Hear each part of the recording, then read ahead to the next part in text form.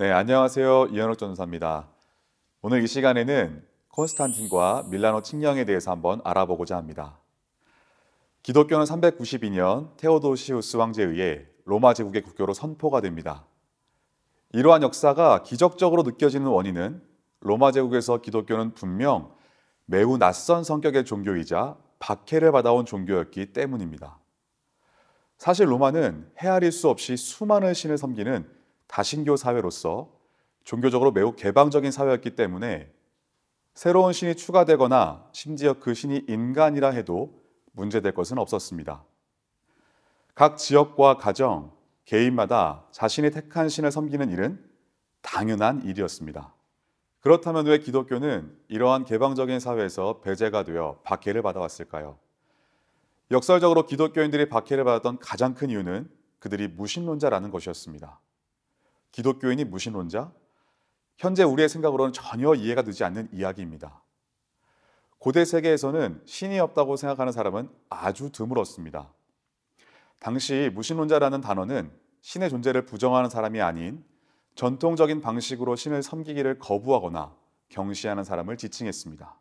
즉, 자신이 믿는 신 이외에 어떤 신들에게 어떠한 신성도 부여하지 않고 공동체의 전통적 숭배 행위에 참여하기를 거부하는 무리를 지칭하는 말이었습니다. 이러한 맥락이라면 기독교인들은 무신론자였습니다. 왜냐하면 기독교인들은 자기들의 신이 유일신으로서 다른 모든 신은 가짜라고 주장하며 모두가 기독교의 신을 섬겨야 한다고까지 이야기하며 적극적으로 개종자를 찾아 나섰기 때문입니다. 로마는 다신주의, 종교적 개방성을 갖춘 사회였지만 기독교는 유일신주의의 강력한 종교적 배타성을 띠었고 같은 유일신교인 유대교에는 없는 전도적인 성격을 갖춘 그 당시 사람들이 보기에는 매우 이상한 종교였습니다. 그렇기에 무신론자의 혐의가 그저 혐오적 표현 정도가 아닌 실제 사법적 고발 대상이었던 것입니다. 특정 국가나 도시의 신을 섬기지 않는 것은 그 국가와 도시에 대한 충성 거부를 의미하였고 무신론자들로 인해 공동체의 신을 충분히 섬기지 못한다면 신의 분노를 자극해 공동체 전체의 재앙이 초래될 것이기 때문이었습니다. 이 때문에 국가적 재난이나 위기 시 기독교인들이 늘 그 원인으로 지목되곤 했습니다. 유명한 사건이 AD 64년 네로 황제가 재임하던 중에 일어난 대화재 사건인데 기독교 역사에 잊을 수 없는 분기점이 됩니다. 로마에 발생한 대화재 사건의 원인을 기독교인들에게 돌린 후 극심하게 박해하기 시작합니다. 당시 일반인들에게 기독교는 새롭고 사악한 미신에 사로잡힌 사람들이라는 부정적인 견해를 가지고 있었기 때문에 네로는 자연스럽게 로마의 대화재 사건을 기독교인들에게 돌려버릴 수 있었습니다.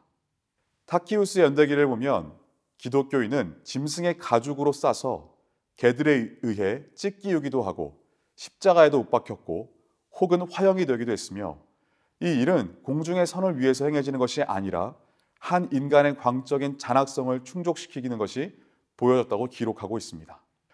64년에서 94년까지 네로 박해, 도미티안 박해와 같이 1차 박해가 일어났고 98년에서 249년까지 트라이안, 하드리안, 아우렐리우스 치하의 2차 박해가 부분적으로 일어났고 249년에서 313년까지 3차 박해가 2차 박해와는 달리 전국 전역에서 일어났습니다.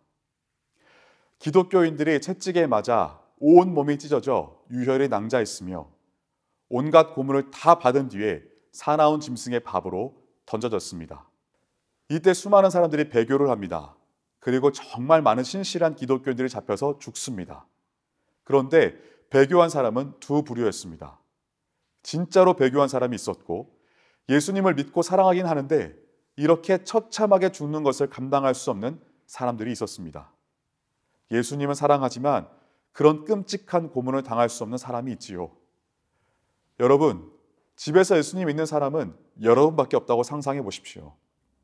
여러분의 노모가 얘야, 지금 로마 군인들이 기독교인들을 다 잡아서 끔찍하게 죽인다고 내가 그 모습을 어떻게 보니 동네 사람들이 너 기독교인인 걸 다 알고 있다. 예수 모른다고 한마디만 해라. 한마디만. 그리고 나중에 더 열심히 믿으면 되지 않겠니? 그때 로마 군인들이 쳐들어옵니다. 그리고 말합니다. 너 예수 믿지? 수많은 사람들이 갈등에 쌓이는 겁니다. 로마 군인들이 바보가 아닙니다. 배교한 그리스도인들을 콜로세움의 좌석의 제일 맨 앞에 놔두게 됩니다. 콜로세움 앞에서 로마 사람들이 환호성을 지를 때 이 배교한 사람들이 정말 어떻게 하는지 로마 군인은 똑똑히 바라보고 있습니다. 이 갈등, 이 처참함, 이 비참한 마음, 아무리 부르짖어도 응답이 되지 않는 하나님이 침묵하시는 것 같은 상황이었던 것입니다. 여러분 같으면 이런 상황에서 어떠한 선택을 하셨겠습니까? 이처럼 기독교 무신주의가 제국을 위협하고 있다는 논리는 4세기 초까지 줄곧 되풀이되었습니다.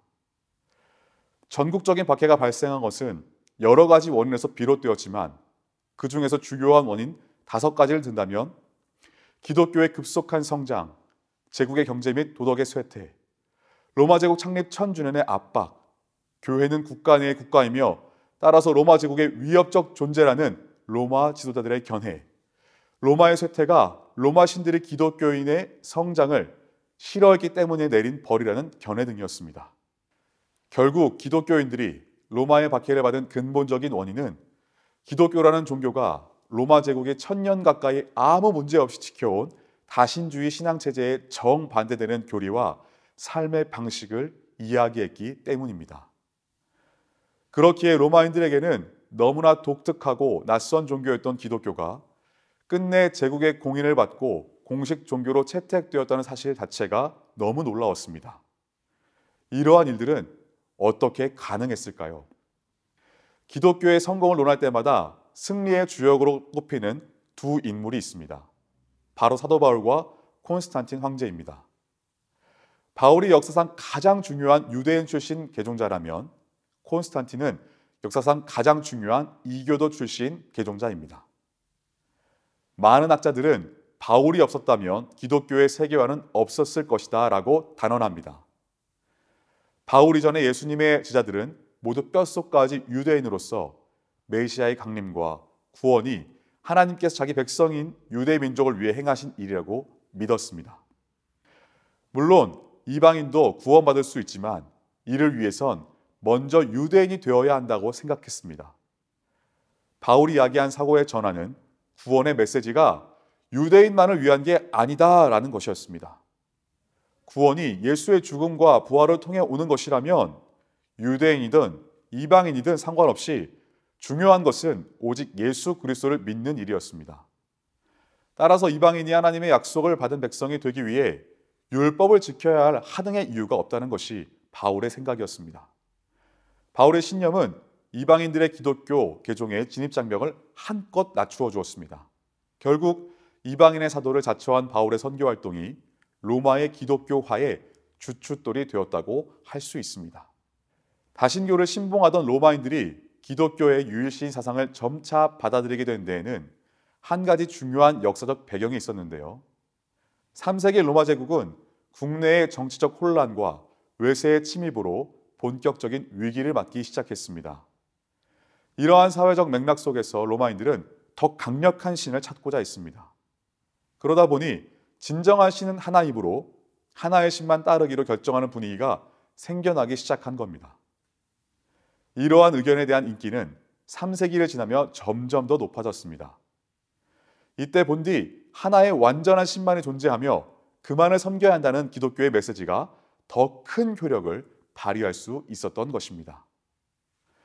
무엇보다 초기 기독교는 바울의 길을 따라 로마인들이 기괴하게 여겼던 할례, 코셔 등의 유대교 관행을 폐지했기 때문에 같은 유일신주의를 피력하는 유대교를 제치고 최선의 유일신 종교로 선택될 수 있었습니다. 또한 기독교가 전파하는 절대적 구원의 약속, 임박한 재림과 심판, 천년왕국을 향한 예언 등은 불확실성에 휩싸인 로마인들에게 확고한 정신적 지지대가 되어주었고 도덕과 기강이 무너진 로마 사회에서 기독교의 엄격한 도덕성과 기독교 공동체가 보유한 높은 수준의 유대감은 기독교를 더욱 매력적으로 만들어 주었습니다. 이러한 길을 따라 기독교로 개종한 대표적 인물이 콘스탄틴 황제입니다.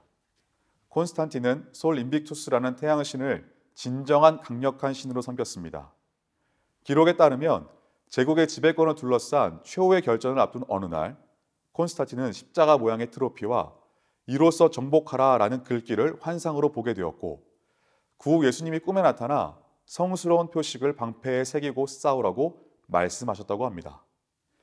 예수님이 보여준 표식은 알파벳 X와 P자를 겹쳐 올린 모양으로서 그리스도를 뜻하는 그리스어 크리스토스의 초성으로 이루어진 두 글자였습니다.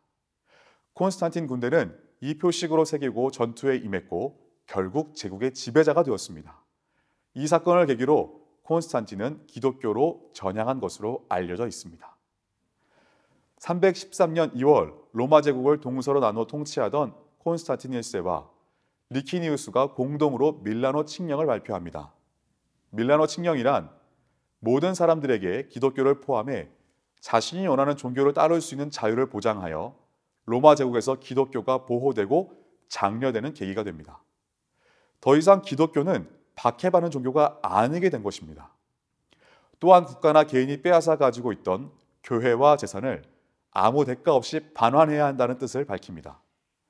콘스탄틴 1세는 밀라노 칙령을 계기로 자신의 정치적 정당성을 확보하고 기반을 넓히기 위해 기독교를 최대한 장려합니다.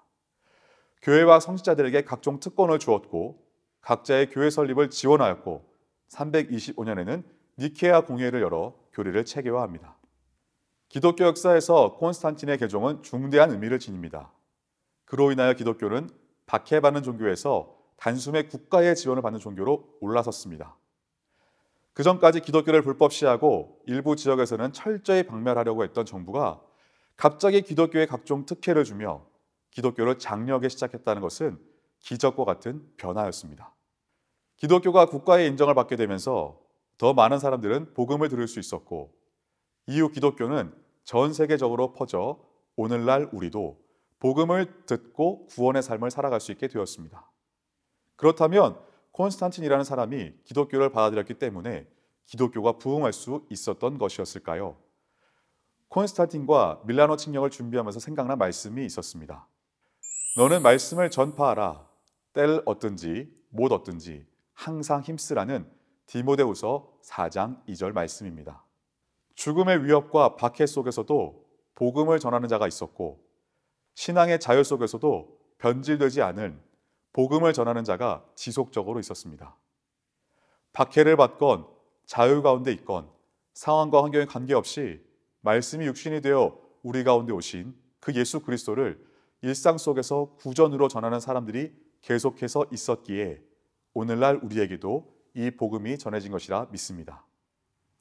역사는 주를 깨달은 한 명으로부터 조금씩 천천히 그러나 꾸준히 이루어져 갔습니다. 지금 이 세대도 과거와 다르지 않습니다.